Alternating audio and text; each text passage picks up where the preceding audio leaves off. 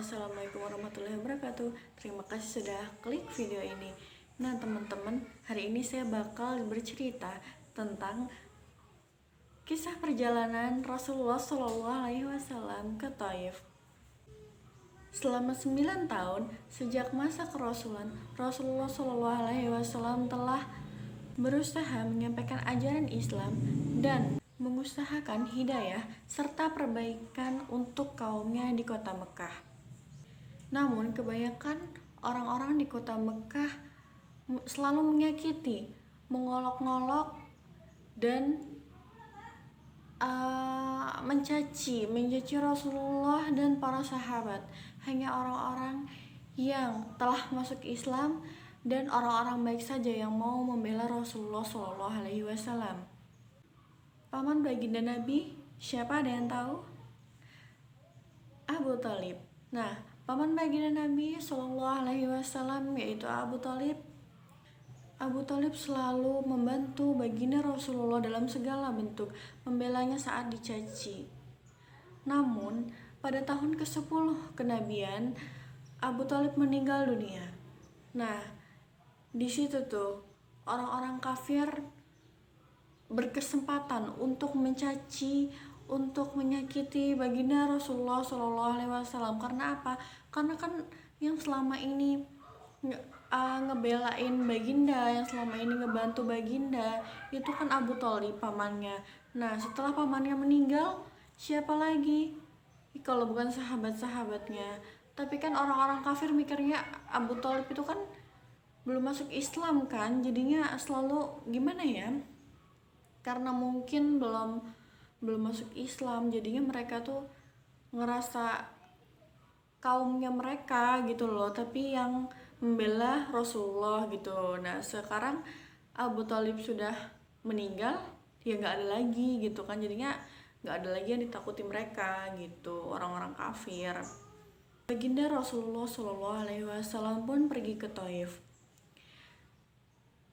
Nah, di kota Taif itu ada kabilah yang berjumlah besar, yaitu kabilah Sakif.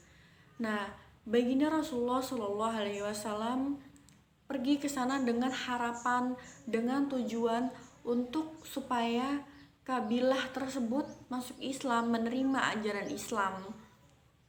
Setibanya di kota Taif, Rasulullah SAW menemui 3 tokoh penting di kota tersebut. Nah, bukannya baginda Rasulullah SAW itu disambut dengan baik, diajak bicara dengan baik, sama sekali. Jadi mereka tuh kayak seolah-olah gak terima gitu kalau Rasulullah tuh datang ke situ. Nah, 3 orang tersebut itu tuh ngomong apa coba ke Rasulullah? Orang yang pertama bilang, "Oh, jadi kamu Nabi yang diutus oleh Allah?" Orang yang kedua bilang, "Emang gak ada orang selain kamu yang diutus sebagai Nabi oleh Allah?" Orang yang ketiga bilang, "Aku gak mau ngomong sama kamu. Kalau kamu memang benar Nabi, pasti aku tuh gak lepas-lepas dari musibah," kata dia kayak gitu. "Dan kalaupun kamu bukan Nabi, aku gak mau bicara sama pembohong," kata dia kayak gitu, kata orang yang ketiga. Tapi Rasulullah SAW pun tidak menyerah. Tidak sampai di situ perjuangan Rasulullah SAW untuk berdakwah. Rasulullah mendekati orang-orang umum, masyarakat umum untuk menyampaikan ajaran-ajaran Islam. Tetapi ya sama aja, mereka tuh gak mau, menolak semua ajaran Rasulullah, mengusir, bahkan bilang, "Pergi jauh-jauh dari kota kami," kata mereka kayak gitu. Akhirnya waktu demi waktu, mungkin Rasulullah juga ya udahlah, kayaknya mereka tetap nggak mau gitu kan. Jadinya ya udahlah, Rasulullah sama sahabat pergi. Nah, udah gitu masyarakat umum, masyarakat kota Taif itu mengumpulkan anak-anak mereka sini nak kumpul nak gitu kan. Habis itu mereka bilang coba buntutin mereka, katanya kayak gitu. Lemparin mereka dengan batu, lemparin mereka dengan ini, ejek aja mereka, caci mereka, olok-olok mereka kayak gitu kan. Habis itu ya udah, Rasulullah pergi jalan kaki. Mereka anak-anak kecil itu tuh ngebuntutin, dilemparnya batu Rasulullah dan sahabat. Astagfirullahaladzim, gemes. Ya Allah. Terus Rasulullah itu pergi dengan berlumuran darah, sampai sendal Rasulullah Shallallahu Alaihi Wasallam pun berlumuran darah, saking berkucur apa ya, derasnya darah itu loh yang turun, sampai apa, sendal Rasulullah tuh berlumuran darah semua. Kalian bayangin kan gimana sakitnya, gimana perihnya. Ya Allah. Tapi Rasulullah tuh subhanallah ya, hatinya subhanallah, kesabarannya. Jadi beliau tuh berdoa kepada Allah supaya orang-orang di sana itu tuh diberikan hidayah kayak gitu. Lalu Allah Subhanahu wa Ta'ala mengirimkan malaikat Jibril untuk menemui Rasulullah. Datanglah malaikat Jibril alaihissalam. Assalamualaikum ya Rasulullah. Allah menyampaikan salam kepadamu.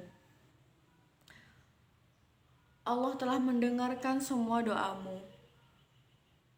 Dan Allah telah mengirimku sebagai utusan, dan Allah telah mengirimkan malaikat penjaga gunung agar apapun yang engkau mau akan kami taati, kata malaikat Jibril kayak gitu. Lalu datanglah malaikat penjaga gunung, datang nih kan, terus salam, malaikat gunung itu tuh salam kepada Rasulullah. Assalamualaikum warahmatullahi wabarakatuh ya Rasulullah, apapun perintahmu akan kulakukan. Jika engkau suka, akan ku benturkan gunung-gunung itu agar semua orang yang di sekitar itu akan mati binasa, kata malaikat penjaga gunung.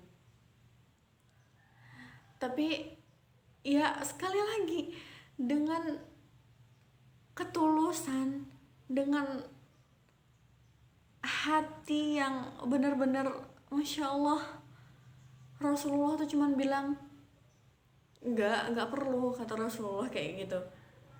Aku hanya berharap kepada Allah Subhanahu wa Ta'ala agar orang-orang yang saat ini belum menerima ajaran Islam, agar kelak suatu saat nanti mereka melahirkan anak-anak yang menyembah dan beribadah kepada Allah Subhanahu wa Ta'ala.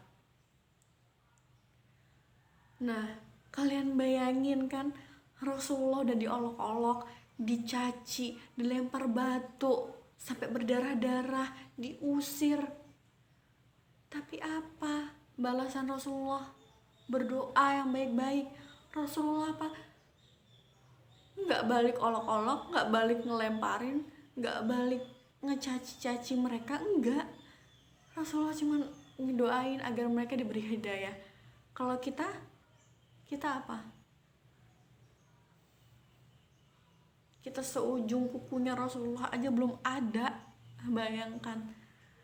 Jadi apa ya, coba kita introspeksi diri kita sendiri, kita muhasabah diri lagi, kita harus apa, kita kurang apa. Katanya kita umat Rasulullah, tapi kok kayaknya mengamalkan sunnah Rasulullah dan mengikuti ajaran-ajaran kalau nggak boleh kayak gini, nggak boleh kayak gini tuh kayaknya sulit banget. Coba kita benahi diri kita sendiri. Sepertinya itu saja yang hari ini saya sampaikan. Apabila ada kesalahan kata, saya mohon maaf. Apabila ada yang kurang berkenan di hati kalian, saya minta maaf dan saya minta ampun kepada Allah Subhanahu wa taala. Saya juga sedih. Tapi ya untuk renungan buat kita semua. Oke? Jangan lupa klik tombol subscribe dan nyalain notifikasinya supaya kalian bisa tahu kapan saya upload video baru. Dan jangan lupa like dan komen ya, kalian mau request cerita apa yang bakal saya sampaikan di video-video selanjutnya. Dan share ke semua sosial media yang kalian punya agar kalian juga bisa ikut berdakwah bersama-sama. Oke? See you next videos. Wassalamualaikum warahmatullahi wabarakatuh.